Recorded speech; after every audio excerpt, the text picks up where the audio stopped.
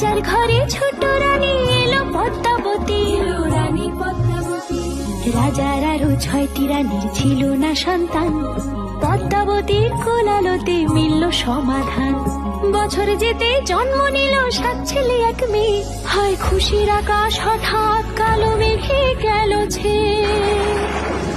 হিংসেতে যায় জ্বলে পুড়ে বাকি 6টি রানী, যুক্তি করে ঘটায় ওরা 7 কুমারের হানি।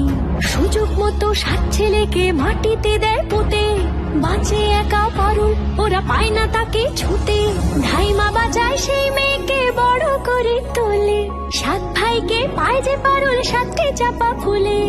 এত কিছুর পরেও রাজার বিপদ যে কাটে না, সূর্য নগরে সুখের সূর্য আর ওঠে না।